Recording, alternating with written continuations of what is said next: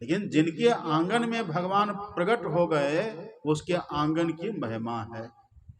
इसी तरह से ईश्वर है तो सबके भीतर में, सबके हृदय में ईश्वर है। ईश्वर सर्वभूतानां हृदय से अर्जुन तिष्ठति। भगवान कृष्ण कहते हैं, हे अर्जुन, ईश्वर सबके हृदय में रहते हैं। और तुलसीदास जी लिखते हैं, प्रकृति पार प्रभु सब उर्वासी। उर मतलब हृदय। ईश्वर सबके हृदय में है, लेकिन अभी दर्शन हो रहा है हम लोगों को? अभी दर्शन नहीं हो रहा है। ईश्वर है तो, लेकिन अभी दर्शन हम लोगों को नहीं हो रहा है। अब सवाल ये है कि ईश्वर प्रकट होंगे कैसे? तो ईश्वर प्रकट वैसे होंगे जैसे जैसे दशरथ के घर में राम प्रकट हुए थे, वैसे प्रकट होंगे। और जब तक दर्शन हम लोगों को नहीं हुआ है तब तक हमारे हृदय का कोई मोल नहीं है। जब तक ईश्वर का दर्शन हम लोगों को नहीं हुआ तब तक शरीर का कोई मोल नहीं है। ये जो मानव का शरीर है ना, इसकी महिमा इसीलिए है क्योंकि इस शरीर में रह करके हम ईश्वर का दर्शन कर सकते हैं।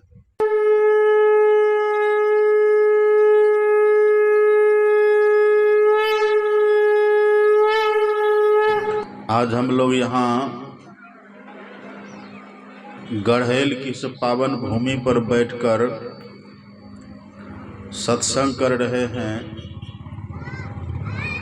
और पूरे भारतवर्ष में आज रामनवमी का महापर्व लोग मना रहे हैं। बाहर लोग आज राम भगवान की जयंती कहिए या राम भगवान का जन्मदिन कहिए या राम भगवान का अवतरण दिवस कहिए, पूरे देश में लोग मना रहे हैं। और हम लोग यहाँ बैठकर सत्संग कर रहे हैं। हम लोग सत्संग कर रहे हैं और वो लोग भगवान के नाम पर कर रहे हैं। तो ठीक कौन कर रहे हैं, सही कौन कर रहे हैं? एक होता है सही काम और दूसरा होता है श्रेष्ठ काम। सही काम और श्रेष्ठ काम। काम मतलब कार्य। तो सही काम, अभी जो भगवान का लोग जन्मदिन अवतरण दिवस मना रहे हैं, तो भगवान के अवतरण दिवस के नाम पर सही काम कौन कर रहे हैं और श्रेष्ठ काम कौन कर रहे हैं? सही काम कहिए तो भगवान राम के नाम पर जो भी व्यक्ति जो भी कुछ कर रहे हैं सब सही ही सही है। भगवान के नाम पर आप कुछ भी करिए सब ठीक है। भगवान के नाम पर चाहे कीर्तन करिए, भगवान के नाम पर आप नृत्य करिए, भगवान के नाम पर भजन करिए, भगवान के नाम पर अष्टजाम करिए, भगवान के नाम पर आप जो भी करते हैं, भगवान के नाम पर सत्संग करिए, भगवान के नाम पर शोभा यात्रा निकालिए, भगवान के नाम पर जो भी करिए वो सब अच्छा काम है। सब काम सही काम है। भगवान के नाम पर जो भी करिए सब काम सही है। तो यहाँ हम लोग बैठ कर के सत्संग कर रहे हैं, यह भी सही काम है। और आज कोई भगवान के नाम पर अष्टजाम कर रहे होंगे, वह भी सही काम है। आज कोई भगवान के नाम पर शोभा यात्रा निकालेंगे, वह भी सही काम है। सब सही काम है। लेकिन दूसरा है श्रेष्ठ काम। श्रेष्ठ काम किसको कहते हैं? श्रेष्ठ काम कौन कर रहे हैं? भगवान के नाम पर जो तरह तरह से सब कर रहे हैं, इसमें श्रेष्ठ क्या है? श्रेष्ठ किसको कहते हैं?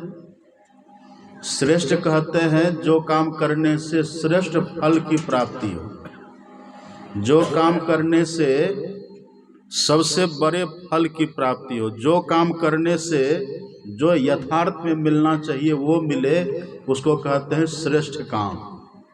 भगवान के अवतरण दिवस के अवसर पर श्रेष्ठ काम किया है। किसको कहते हैं श्रेष्ठ काम? देखिए, भगवान के अवतरण दिवस पर श्रेष्ठ काम, इसका कहने का भाव है हम भगवान के अवतरण दिवस पर वो काम करें जिससे भगवान जैसे दुनिया में अवतार लिए प्रकट हुए ना, इसी तरह से आप और हम सबके भीतर भी भगवान प्रकट हो, उसको कहते हैं श्रेष्ठ काम। काम तो सब कर रहे हैं, लेकिन चूंकि आज भगवान का अवतरण दिवस है, तो भगवान के अवतरण दिवस पर श्रेष्ठ काम वह होगा जैसे भगवान संसार में आज के दिन प्रकट हुए, उसी तरह से सबके भीतर भगवान किस काम के करने से प्रकट हो, वही काम कहलाता है श्रेष्ठ काम। तो आप कहिए भगवान क्या करने से प्रकट होंगे? अष्टजाम करने से भगवान प्रकट होंगे? अष्टजाम कोई केवल करते रहे रात दिन करते रहे, हरे राम हरे कृष्ण रात दिन करते रहे, ढोल लेकर के हारमोनियम लेकर के रात दिन करते रहे, क्या उससे भगवान मिल जाएंगे? उससे भगवान नहीं मिलेंगे। या आप शोभा यात्रा भगवान के नाम पर निकालिए, तो क्या भगवान उससे प्रकट हो जाएंगे हमारे हृदय में? शोभा यात्रा निकालने से भगवान प्रकट हो जाएंगे?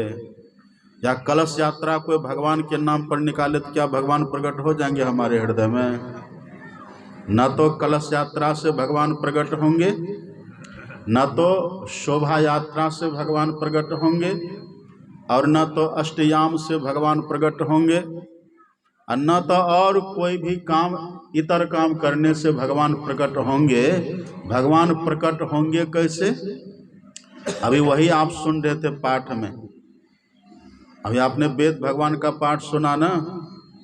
वेद भगवान ने कहा कि हे मनुष्यो, जगत प्रसव करता ईश्वर का तत्व ज्ञान प्राप्त करने के लिए, तत्व ज्ञान का मतलब क्या हुआ? प्रत्यक्ष ज्ञान। तत्व ज्ञान का मतलब अपरोक्षानुभूति। तत्व ज्ञान का मतलब बिल्कुल फेस टू फेस, बिल्कुल आमने सामने उनकी प्राप्ति, उनका दर्शन। इसको कहते हैं तत्व ज्ञान। तत्व ज्ञान कहिए अथवा प्राप्ति ज्ञान कहिए अथवा अनुभव ज्ञान कहिए, सब एक ही बात है। तो ये होगा कैसे? वेद भगवान कहते हैं इसके लिए जो सबसे पहला काम करना होगा, सबसे पहला काम मतलब शुरुआत, आरंभ का ज्ञान, आरंभ का काम, जो काम करना होगा वेद भगवान का, तो वह काम है बुद्धि योग। देखिए, रामनवमी सब मना रहे ना आज के दिन, लेकिन वास्तव में श्रेष्ठ काम क्या है? सही काम तो सब कर रहे हैं। भगवान के नाम पर जो भी आप कर रहे हैं, भगवान के नाम पर एक कदम चलिए, वह भी सही काम है। भगवान के नाम पर 2 रुपये किसी को दे दीजिए, वह भी सही काम है। भगवान के नाम पर एक बार राम नाम बोल लीजिए, वह भी सही काम है। सब सही काम है, लेकिन श्रेष्ठ काम क्या है? और श्रेष्ठ काम जिससे भगवान प्रकट होंगे, वो श्रेष्ठ काम क्या है? वही देखिए, हम लोग अपने मन से कहेंगे तो बात में भूल भंगट हो जाएगी। अपने मन से कोई व्यक्ति कोई बात बना करके बोलेंगे तो बात गलत भी हो सकती है, बात वो टल जाएगी, बात वो झुठला देगा कोई। लेकिन अभी सुने आप, यहाँ कोई व्यक्ति की बात नहीं है, वेद भगवान का वचन है। वेद भगवान, आप पढ़िएगा रामायण को, शंकर भगवान तो कहते माता पार्वती से कि देवी जो वेद विरुद्ध बात करे ना, उनकी बात को तो सुननी भी नहीं चाहिए, उनकी बात को सुननी भी नहीं चाहिए। कही ते वेद असम्मत वाणी, कही ते वेद असम्मत वाणी, जिनका सूझ लाभ ना हानि। जिनको लाभ और हानि का सही ज्ञान नहीं रहता ना, वो वेद विरुद्ध बात करते हैं। तो भगवान शंकर कहते हैं, तिनकर कहा करिए नहीं काना। जो वेद विरुद्ध बात करे, जो वेद असम्मत बात करे ना, भगवान शंकर कहते उनकी बातों को सुनिए भी मत सुनिए। तो आज जो हम लोग रामनवमी मना रहे हैं, तो वेद भगवान कहते यदि आप राम और वेद भगवान कहते जगत प्रसव करता ईश्वर, क्या दोनों अलग अलग है? अलग अलग नहीं है, एक ही है। राम कहिए तब भी वही ईश्वर, और जगत प्रसव करता ईश्वर कहिए तब भी वही ईश्वर। बात तो एक ही है ना। रमन्ते योगिनो यस्मिन स रामः, जिसमें योगी लोग रमन करते हैं वह है राम, और वही है ईश्वर। तो ईश्वर कहिए या राम कहिए, भाव एक ही है। तो वेद भगवान कहते हैं यदि आप ईश्वर का तत्व ज्ञान चाहते हैं, मतलब राम का प्रत्यक्ष ज्ञान चाहते हैं, मतलब राम को यदि प्रकट करना चाहते हैं, तो सबसे पहला काम क्या करिए? वेद भगवान कहते हैं सबसे पहला काम करिए बुद्धि योग। अब बुद्धि योग का मतलब क्या हुआ? बुद्धि योग का अर्थ होता है सत्संग। आप पढ़ेंगे, अपने सदगुरु महाराज जी ने टिप्पणी लिखी है, बुद्धि योग दे करके और बराबर का चिन्ह दे करके आगे लिख दिए हैं सत्संग। मतलब यदि ईश्वर का दर्शन चाहते हैं, यदि वास्तव में राम नवमी मनाना चाहते हैं ना, तो सबसे जो पहला काम, जो श्रेष्ठ काम है, वह काम करिए सत्संग। सत्संग यदि कोई करेंगे तो ये समझिए श्रेष्ठ काम कर रहे हैं। हाँ, भगवान के नाम पर आप कुछ भी कर रहे हैं, सब सही काम है, सब सही काम है, लेकिन उससे भगवान प्रकट नहीं होंगे। वेद भगवान कहते भगवान प्रकट कैसे होंगे? राम नवमी कब मनेगी? राम प्रकट कब होंगे? तो राम प्रकट तब होंगे जब सबसे पहला काम कोई व्यक्ति बैठ करके करे, सत्संग करे, तब। ये वेद भगवान कहते हैं सबसे पहला काम करिए सत्संग। अब ये तो एक वाणी है, ये तो एक सिद्धांत है। अब इसी सिद्धांत को कथा के रूप में महापुरुष लोग सुनाते हैं। इसी सिद्धांत की बात को, इसी सूत्रात्मक बात को, इसी फार्मूला को महापुरुष जो होते हैं ना, वो कथा के रूप में सुनाते हैं। आज रामनवमी मना रहे हैं, राम किनके घर में आए? ऐसे देखिए, भगवान है तो सबके घर में, भगवान है तो सब जगह। राम का अर्थ ये होता है जो सर्वव्यापक तत्व है, राम का अर्थ होता है सर्वव्यापक। आप याद करिए ना, जब राम भगवान गए थे महर्षि वाल्मीकि की कुटिया में, तब महर्षि वाल्मीकि ने क्या कहा था? राम स्वरूप तुम्हार वचन अगोचर बुद्धि पर, अविगत अकथ अपार, नेति नेति नित निगम कहा। राम स्वरूप तुम्हार अविगत, इसी में अविगत एक शब्द है। अविगत का अर्थ होता है जिनसे कहीं भी खाली न हो, जो सब जगह है। तो राम है तो सब जगह, लेकिन राम प्रकट कहाँ हुए थे? आप पढ़िएगा, रामचरितमानस में लिखा हुआ है, आप पढ़ेंगे रामायण में, रामचरितमानस में तुलसीदास जी लिखते हैं, मंगल भवन अमंगल हारी, द्रवहु सुदशरथ अजीर बिहारी। दशरथ अजीर बिहारी मतलब जो दशरथ के अजीर में बिहार करने वाले। अजीर किसको कहते हैं? अजीर का अर्थ होता है आंगन। दशरथ जी के आंगन में जो विचरण किए थे वो राम। तो क्या हमारे आंगन में राम नहीं है? आपके आंगन में राम नहीं है? राम है तो सबके आंगन में, लेकिन विशेषता किनकी हुई? जिनके आंगन में राम प्रकट हुए। इसी तरह से ईश्वर है तो सबके हृदय में, ईश्वर है तो सबके हृदय में, सबके भीतर ईश्वर है। सब घट मेरी साई, सब घट मेरो साइया, कबीर साहब कहते हैं। सब घट मेरो साइया, सुनी घट न कोय, अब बलिहारी वा घट की जाघट प्रगट होय।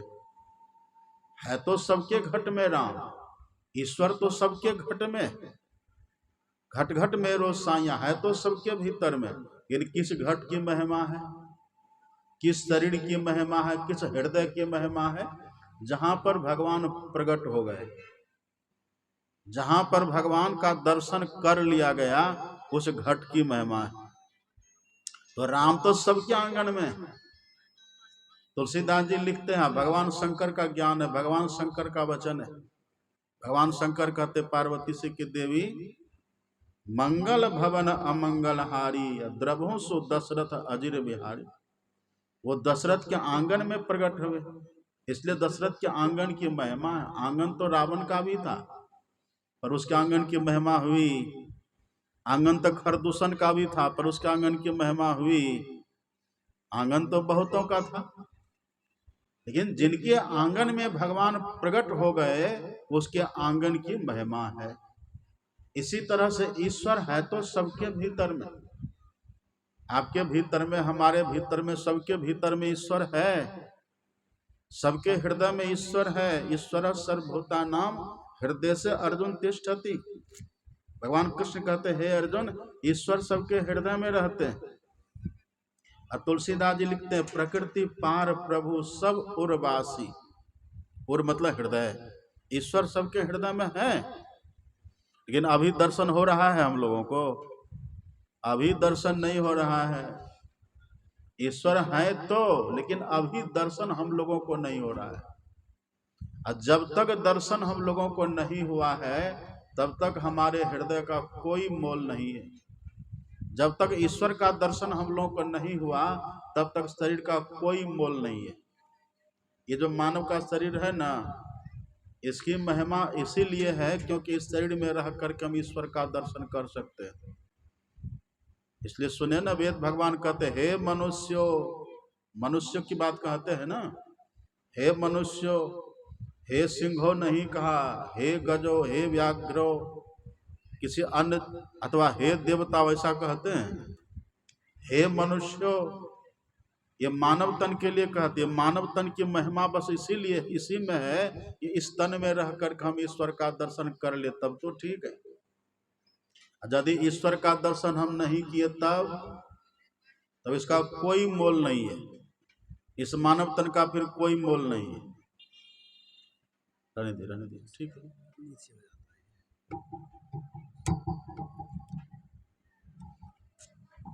इसका तब कोई मोल नहीं है। दशरथ जी के आंगन में राम तो पहले से थे, लेकिन जब तक राम वहां प्रकट नहीं हुए, तब तक उनके आंगन का कोई मोल था कोई मोल? और तब तक दशरथ जी का कोई नाम भी जानते थे कोई का राजा होंगे। लेकिन जब राम उनके आंगन में आ गए, तब देखिए दशरथ की कितनी ख्याति हो गई। तीनों लोग उनकी ख्याति फैल गई। पहले तो नहीं था, पहले उनकी ख्याति नहीं थी। उनकी ख्याति पहले इसीलिए नहीं थी क्योंकि उनके आंगन में पहले राम आए नहीं थे। और जैसे राम आ गए, और राम आ गए, अब उनकी ख्याति को कोई मिटा पाएंगे? अब नहीं मिटा पाएंगे। इसी तरह से हम लोगों के भीतर में भी राम है, पहले से हैं। प्रकृति पार प्रभु सब उर्वासी, बसहु सदा उर्पुर सब ही के। तुलसीदास जी कहते हैं, बसहु सदा उर्पुर सब ही के। सबके हृदय में ईश्वर सदा वास करते हैं, हमेशा रहते हैं। ईश्वर सर्वभूतानां हृदय से अर्जुन तिष्ठति। हे अर्जुन, सबके हृदय में ईश्वर का वास है। सबके हृदय में तो है, लेकिन प्रकट हुआ, प्रकट जब तक नहीं हुआ तब तक इसका कोई मोल नहीं है। अब प्रकट जब तक ईश्वर नहीं होंगे ना, तब तक बस जन्मते मरते रहिए, कोई नाम ठिकाना नहीं रहेगा। अभी देखिए ना, अभी हम लोग यहाँ हैं, बैठे हैं सब कोई। यदि यहाँ किन्हीं से पूछे कि कहिए आपके परदादा का नाम क्या है, तो कोई बताइएगा? छर दादा का नाम जानते हैं ना? परदादा, छर दादा, लकर दादा, कितने दादा होते हैं? कोई पूछे कि लकर दादा का नाम कहे तो बता पाएंगे हम लोग? नहीं बता पाएंगे। लेकिन कोई थे कि नहीं, हमारे लकर दादा कोई थे कि तब ना हम हैं। और यदि वो नहीं रहते तो हम होते अभी? हम नहीं होते। हम हैं इसका मतलब हमारे लकर दादा भी थे, हमारे छर दादा भी थे, हमारे परदादा भी थे। लेकिन आज किसी का नाम नहीं है, सब नाम मिट्टी पलीत हो गया। तो अभी जो हम लोग घूम रहे हैं, फिर रहे हैं बड़े बन करके, एक दो चार पीढ़ी के बाद हम लोगों का नाम रहेगा? नहीं रहेगा। अब दशरथ जी का नाम कोई मिटा पाएंगे? कहिए, नहीं मिटा पाएंगे। लेकिन हम लोग का नाम रहेगा भी नहीं। दशरथ जी का नाम कोई मिटा नहीं पाएंगे। ऐसा क्यों? क्योंकि दशरथ के आंगन में राम आ गए। इसी तरह से राम है तो सबके हृदय में, लेकिन जब तक राम प्रकट नहीं हो जाते हैं ना, तब तक हमारे इस हृदय का कोई मोल नहीं है। हम भी परदादा छरदादा की तरह हम भी मर हर जाएंगे, कोई हमारा नाम लेने वाला नहीं रहेगा। हमारा इतिहास मिट्टी पलीत हो जाएगा। और यदि कहीं कोई लिख भी देगा तो बस पुस्तक के पन्ना पर पड़ा रह जाएगा, उसका कोई मोल नहीं रहेगा। यदि एक बार हम भीतर से दर्शन कर लिए, ईश्वर के दर्शन की बात तो बहुत दूर की बात है। ईश्वर दर्शन की बात तो ये श्रेष्ठ बात है, अंतिम बात है। यदि कोई ईश्वर की विभूति का भी दर्शन कर लेना, यदि ईश्वर की विभूति का भी दर्शन किन्हीं को भीतर में हो जाए, वह व्यक्ति भी साधारण नहीं होता। आज देखिए ना, आज पूरी दुनिया में लोग रामनवमी मना रहे हैं। कल हम लोग थे कुप्पा घाट में, कल अष्टमी तिथि थी, जानते हैं ना। आज है रामनवमी और कल थी अष्टमी तिथि। तो कल कुप्पा घाट आश्रम में महर्षि हरिनंदन परमहंस जी महाराज की जयंती मना रहे थे। बड़ी भीड़ थी, लोग कहाँ कहाँ से आकर के, उतनी भीड़ कुप्पा घाट में। हम सब भी वहीं थे, बड़ी भीड़ वहाँ थी। अब पूज्यपाद अभी है, उनको जाकर के देखिएगा ना, तो न कुछ बोलते हैं न कुछ करते हैं, कुछ नहीं करते। जहाँ बैठा दीजिए बैठते तब है ही नहीं, जहाँ लेटा दिए वहीं लेटे रहते, जिस करवट से लेटा दिए उसी करवट से लेटे रहते। लेकिन उनके चेहरा को अभी भी देखिएगा ना, तो भले मुंह नहीं बोलता लेकिन चेहरा बोलता है। उनके चेहरा में वो तेज अभी है। 92 साल उनका कल से शुरू हो गया, ये 92वां वर्ष उनका शुरू हो रहा है, हो गया कल से। तो उनके चेहरा में जो तेज अभी है, अभी जो उनके चेहरा में जो तेज है, जो चमक है, जो आकर्षण है, उनको देखने मात्र से बहुत ज्ञान हो जाता है। उनको देखने मात्र से भीतर में गलत काम से बचने की प्रेरणा मिलती है। बोलते नहीं है, उनका चरित्र बोलता है, उनका आचरण बोलता है। हम नहीं जानते कि ईश्वर का दर्शन उनको हुआ कि नहीं। कोई कह सकते हैं ये बात? कोई कहिएगा? ये कोई कह नहीं सकते।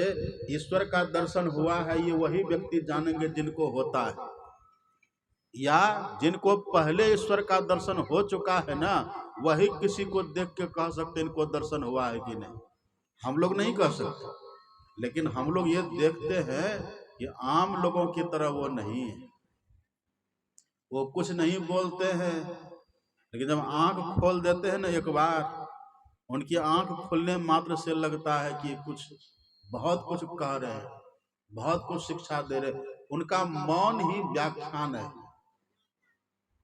देखिए, ईश्वर दर्शन तभी क्या है न कौन जानता है, लेकिन देखने से ऐसा लगता है, देखने में कैसा लगता है। अब देखिए, वे हैं तब भी उनकी जयंती लोग मना रहे हैं। और जयंती में किसी को बुलाया नहीं था कि आप सब आइए, जयंती में किसी को बुलाए थे?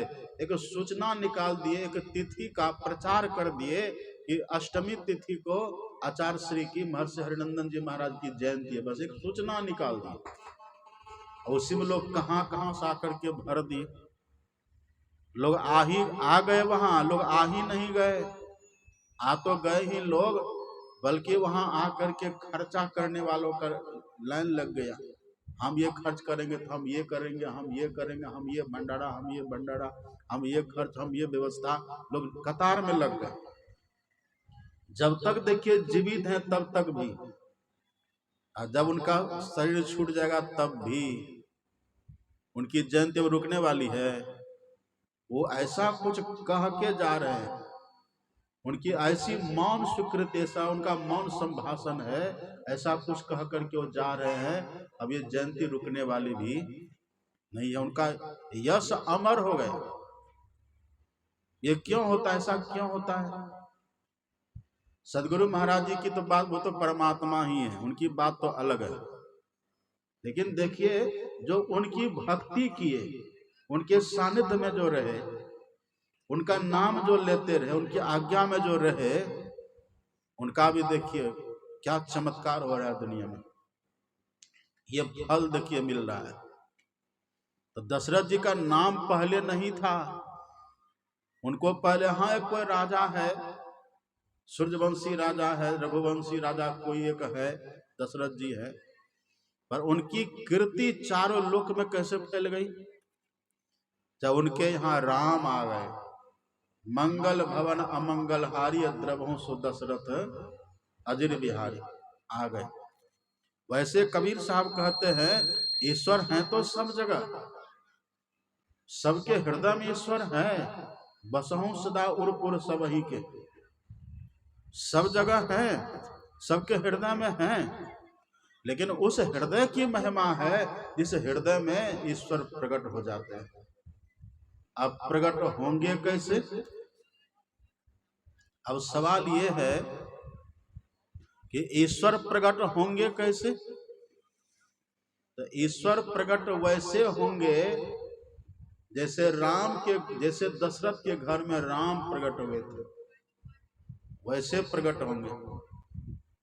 ऐसे तो देखिए हम लोग का जो मानव तन हम लोग को मिला है ना, वेद भगवान कहते हे मनुष्यों, हे मनुष्यों कहे, ये नहीं कहा हे जवान मनुष्यों, ऐसा कहा, हे वृद्ध मनुष्यों ऐसा कहा। मानव का तन आपको मिल गया, बस हो गया। मानव का तन जैसे आपको मिला ना, तो मानव का तन मिलते ही आपके पास आपका मन है, आपका मन है, आपकी बुद्धि है, आपका चित्त, आपका अहंकार, ये सब आपके साथ पहले से आया हुआ है।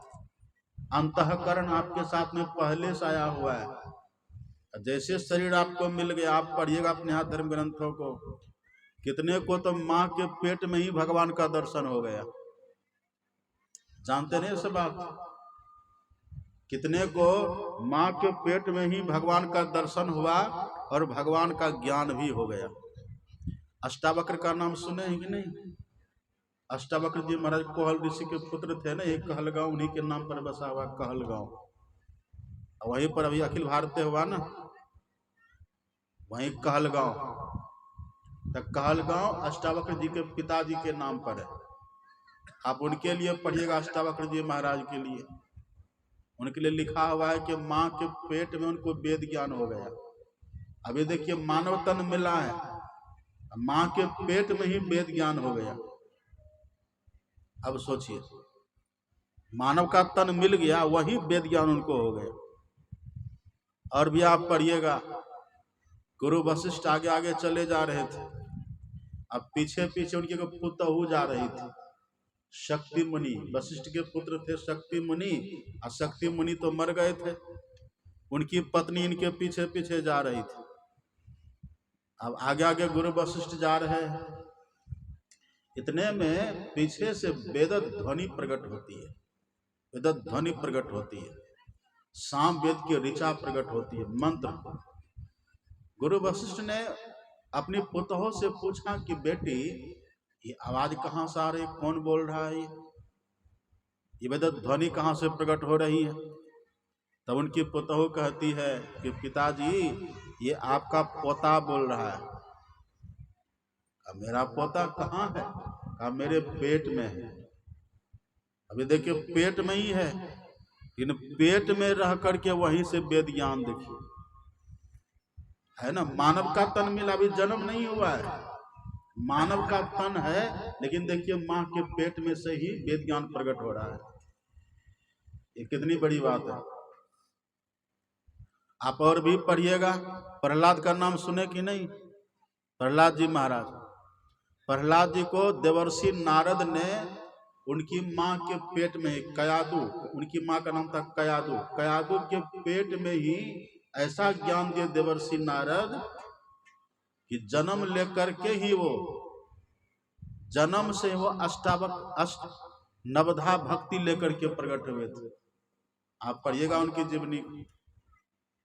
प्रहलाद जी महाराज के भीतर ऐसा ज्ञान देवर्षि नारद ने दिया कि नवधा भक्ति लेकर के वो प्रकट हुए थे, नवधा भक्ति से संपन्न होकर के प्रकट हुए थे। कैसा इतिहास अपने देश में। तो माँ के मानव तन मिल गया, माँ के पेट में भी ज्ञान हो सकता है। हाँ, लेकिन देवर्षि नारद की तरह कोई पिता, कोई गुरु मिल जाता, कोई महर्षि वशिष्ठ की तरह मिल जाता, कोई कोहल ऋषि की तरह मिल जाए, तो माँ के पेट में भी ईश्वर का ज्ञान हो जाता है। अब भागवत में आप पढ़िएगा ना, आप भागवत में पढ़ेंगे, सुभद्रा थी ना, सुभद्रा का नाम सुने ना। सुभद्रा का बेटा कौन था? अभिमन्यु। और अभिमन्यु की पत्नी कौन थी? अभिमन्यु की पत्नी थी उत्तरा। उत्तरा थी ना, अभिमन्यु की पत्नी उत्तरा। उत्तरा का ही पुत्र था परीक्षित जी महाराज। आप पढ़िएगा, परीक्षित को उत्तरा के पेट में ही भगवान का दर्शन हुआ है, लिखा है भागवत में। जब माँ के पेट में थे ना परीक्षित जी महाराज, उसी समय इस आंख से, इसी आंख से उनको पेट में ही कृष्ण भगवान का दर्शन हुआ है। देखिए कैसे कैसे लोग अपने देश में हो गए। आप सोचिए, ये मानव तन हमको मिल जाए, फिर इसमें उम्र नहीं देखा जाता। जहां पर संत सदगुरु हमको मिल गए, जहां पर हम सचेत हो गए, जहां सावधान हो गए, अथवा जहां उनकी कृपा हो गई, बस वही ज्ञान हो जाता है। माँ के पेट में ही कितने वो ज्ञान हो जाता है। और कितने को तो जन्म लेने के बाद, ध्रुव जी को देखिए 5 वर्ष की अवस्था में ज्ञान हो गया। देखिए ध्रुव जी को देखिए, मीरा को देखिए, मीरा को बचपन में ही भगवान का बहुत ज्ञान रविदास की कृपा से हो गया। ये बहुत बहुत बड़ी बड़ी बातें हैं ना, ये बड़ी बड़ी बातें। तो मानव तन हमको जब भी मिले, तभी ईश्वर का दर्शन करके अपना काम बना लेना चाहिए। यदि ऐसे नहीं कर सके, हम माँ के पेट में हम ज्ञान नहीं प्राप्त कर सके, जन्म लेने के बाद हम बाल्यावस्था में भी ईश्वर का ज्ञान प्राप्त नहीं कर सके, कोई बात नहीं। जवानी हमारी आ गई, जवानी में भी हम ईश्वर का दर्शन नहीं कर पाए, कोई बात नहीं। लेकिन जवानी हमारी बीत गई, यौवन हमारा बीत गया, बाल्यावस्था हमारी बीत गई, चौथापन हमको आ गया, तब भी ईश्वर का दर्शन नहीं हुआ, तो समझिए अब ये खतरनाक हो गया। माँ के पेट में थे, ईश्वर का दर्शन नहीं हुआ, तो चलो जन्म लेंगे तो उसके बाद जानेंगे। एक भरोसा वहां था ना, एक संभावना वहां थी, जन्म लेंगे तब करेंगे दर्शन। लेकिन जन्म हो गया, दर्शन नहीं हुआ। माँ के पेट में आए, दर्शन नहीं हुआ, और जन्म भी ले लिए तब भी दर्शन नहीं हुआ, तब भी कोई बात नहीं, चलो जवानी में यौवन आएगा तब कर लेंगे, युवावस्था में दर्शन हो जाएगा। एक ये भी संभावना है। लेकिन युवावस्था आ गई, तब दर्शन किए? तब दर्शन कहाँ किए? आए थे दर्शन करने के लिए, और क्या करने लग गए? जाली में जोर जुआपन आए, ब्याह लाई सुंदरी, हरिपद सुधा छार निशिवासर, पिबत विष गगड़ी। बस इसी में रात दिन हम लगे रह गए। निशिवासर रुचि, पाप असुचि मन, खलमति मलिन निगम पथ त्यागी। निगम कहते वेद को, वेद मार्ग का हम त्याग कर दिए, रात दिन हम पाप में लग गए। युवावस्था में देखिए, आजकल तो हम सब रास्ते में चलते हैं ना, जब कहीं देखते युवकों का झुंड है तो डर जाते, पता नहीं क्या फब्बतियां कसेगा वो, पता नहीं क्या कटाक्ष करेगा वो। लोग साधु महात्मा को देख के कटाक्ष करते हैं कि नहीं? और युवक सब ज्यादा करता है। बूढ़ा कोई देखिए तो बूढ़ा तो प्रणाम भी कर लेते हैं। बूढ़ा बाबा सब कोई रास्ते में मिले ना, बूढ़ा बूढ़ी माता सब हाथ जोड़ लेते हैं। और यदि कहीं रास्ते चलते युवकों का झुंड दिख गया तो हम लोग को रास्ता कभी बार बदलना पड़ता है। इतना यौवन के मद में मस्त रहता है वो, उसको क्या सभ्यता है। सबके लिए बात नहीं है, बहुत सब युवक भी होते हैं, बहुत सब भी होते हैं। यही देखिए कितने युवक सब बैठे हुए हैं, बड़े सब भी होते हैं। लेकिन जिसको ये अकल नहीं है, ये विवेक जिसको नहीं हुआ, उनको आप देखिए ना, उनको देख के डर लगता है। एक बार तो हम सब चले जा रहे थे, 4-5 महात्मा थे, चले जा रहे थे, तो रास्ते में चले जा रहे हैं, और कुछ दाढ़ी वाले बाबा थे, कुछ मुंडन वाले थे, हम सब चले जा रहे थे। और युवकों का झुंड वहां बगल में, उसी में से एक युवक कहता है, सब संतन की बड़ी बलिहारी। तो बड़ी खुशी हुई भीतर में कि युवक होकर के सब संतन की बड़ी बलिहारी करता है, ये तो अच्छी बात है। खुशी बड़ी हुई, मन में प्रसन्नता हुई, सोचे कि इनसे बात करें कुछ। अब उनके पास जाएंगे, कुछ बात करेंगे, तब तक वो दूसरा लाइन बोल दिया। दूसरा लाइन क्या बोला? पहला तो बोला सब संतन की बड़ी बलिहारी, और दूसरा लाइन कहता है सब बाबा जी के बड़ी बड़ी दाढ़ी। हमने कहा करे, पहला लाइन तो तुम ठीक बोला, दूसरा लाइन कहे बोल दिया ये? दूसरा तो तुमको ये बोलना चाहिए, उनकी स्तुति कही विधि कीजिए, मोड़ी मत यति नीचा नारी। देखिए, युवावस्था जब आती है ना, यौवन का मद लोग को अंधा बना देता है। वही तुलसीदास जी कहते हैं, जालिम जोर जुआपन आए, ब्याह लाई सुंदरी, हरिपद सुधा छारे निशिवासर, पिबत विष गगड़ी। ये दुर्दशा हो जाती है। यदि युवावस्था को कोई संभाल ले, जरा सा संभल जाए, युवावस्था तो स्वर्णिम अवस्था है, ये स्वर्णिम अवसर है। इस समय यदि कोई अपने को सुधार ले, संभाल ले, तो उसकी स्पीड भक्ति में बहुत बढ़ जाती है, ये कठिन है। संत महात्मा कहते हैं, याद रखिए, अभी अगर युवावस्था में मस्तानी तो पीछे पछतानी। यदि जवानी में मस्तानी करिएगा ना, तो बुढ़ापा में बहुत पश्चाताप करना पड़ेगा। तो चलिए, युवावस्था में भी ईश्वर का दर्शन नहीं हुआ तो कोई बात नहीं, को भरोसा रहता है कि कोई बात नहीं, तो थोड़ा जवान है, थोड़ा काम धंधा धनोपार्जन कर लेते हैं, फिर करेंगे बाद में।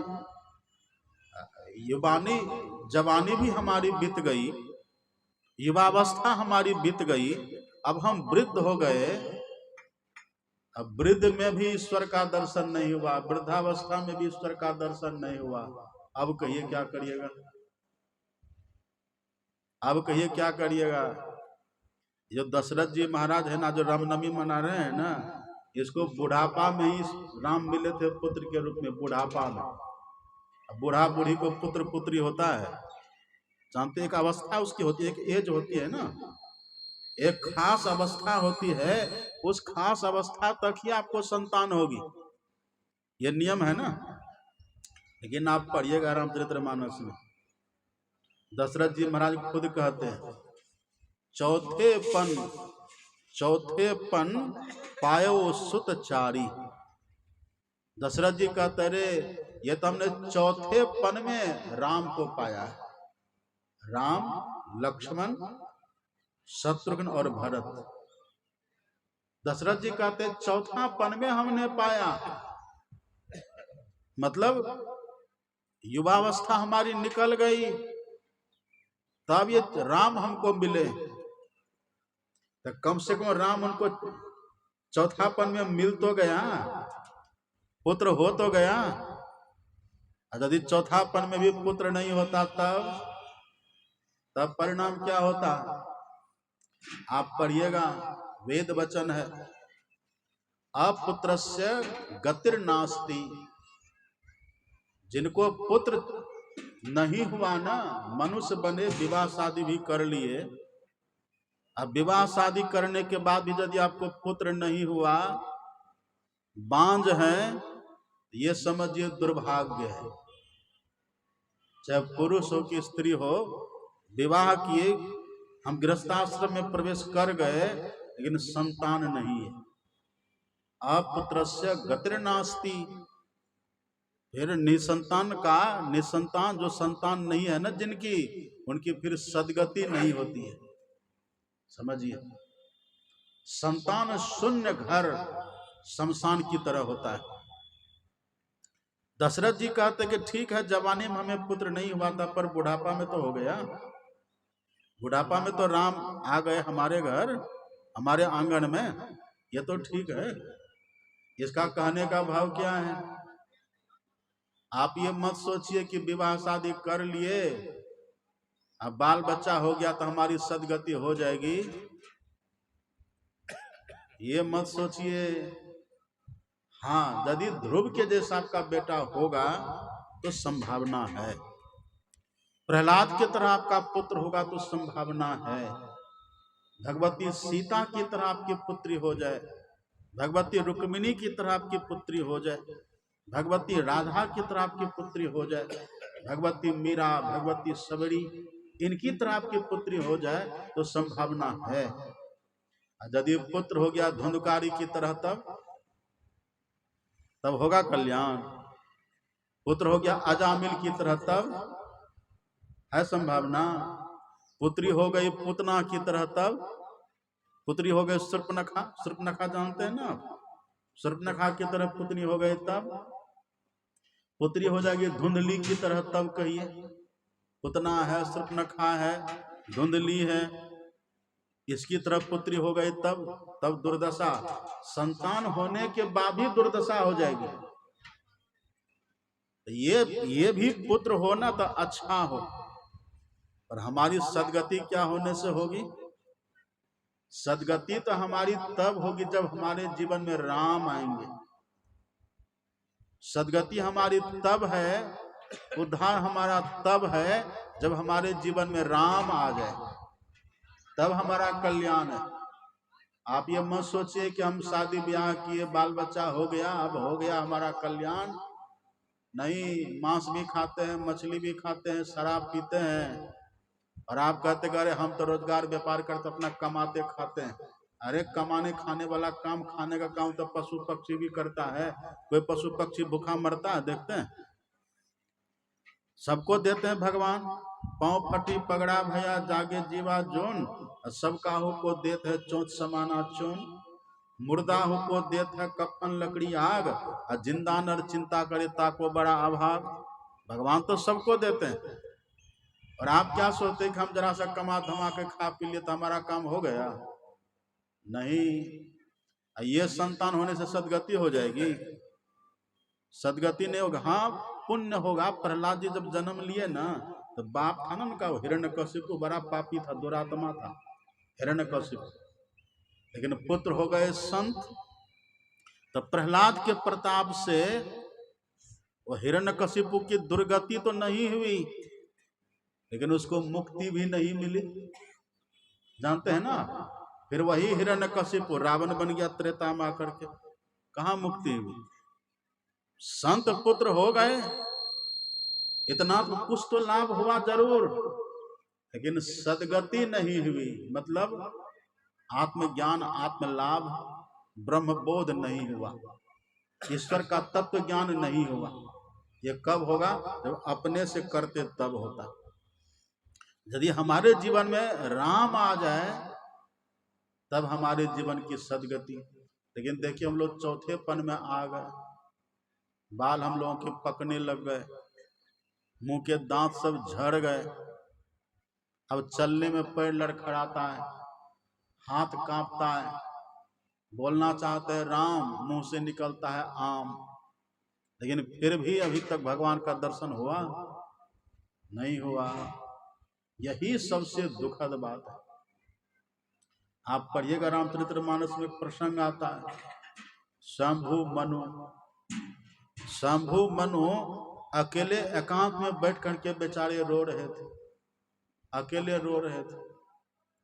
उनकी पत्नी शत्रुपा जाती है मनु जी के पास, मनु जी से पूछती है आप क्यों रो रहे हैं, क्या कष्ट है आपको? आप इतने बड़े सार्वभौम सम्राट हैं, देखिए मेरी जैसे आपकी पत्नी महारानी शत्रुपा में आपकी पत्नी, और उत्तानपाद प्रियव्रत जैसा आपका बेटा है, ध्रुव आपका पोता है, भगवान शंकर की पत्नी सती आपकी नतनी है, भगवान कपिल भी आपका पोता है। इतना बृहद परिवार, दिव्य परिवार आपका है, सार्वभौम सम्राट आप हैं, और तब आप एकांत में बैठ करके रो क्यों रहे हैं? आखिर बात क्या है? तब आप पढ़िएगा शंभु मनु ने क्या कहा। तब शंभु मनु ने कहा था भयो न विषय बैराग, हे देवी देखो बुढ़ापा आ गया, लेकिन भयो न विषय बैराग। अब भवन बसत भा चौथपन, मनुष्य बन करके घर में रहते रहते चौथापन आ गया। जन्म गए वो हरि भगति बिनु, ताते हृदय बहुत दुख लाग। हे देवी देखो घर में रहते रहते चौथापन आ गया, अभी विषयों की पकड़ नहीं गई है, और अभी तक हमने भजन करके भजन को पूर्ण नहीं किया, इसीलिए देवी बड़ा दुख है भीतर में। है कौन ये शंभु मनु कौन थे? क्या मैकेनिक थे? ये मैकेनिक थे? कोई इंजीनियर थे? ये कोई चपरासी थे शंभु मनु? आप तो चपरासी बन गए, सोचते कि अब हमसे बड़ा कोई है। मास्टर जैसा आप बने, बस आप कैसे चौड़ा होके चलते रोड पर कहिए।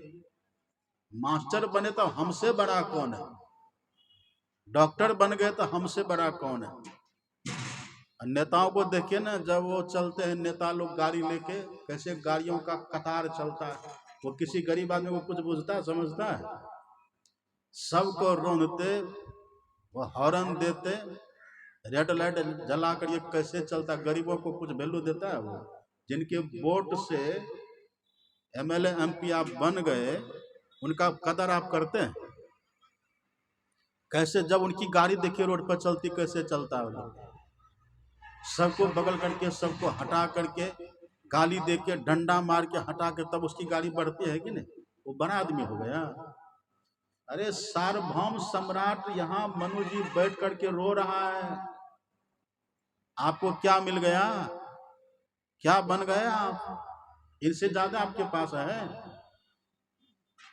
मनु जी महाराज के राज में सूर्य कभी डूबता ही नहीं था, इतना बृहद इनका साम्राज्य था। कल्पना करिए, वो एकांत में बैठ करके रो रहे हैं। शत्रुपा ने पूछा क्यों रो रहे हैं?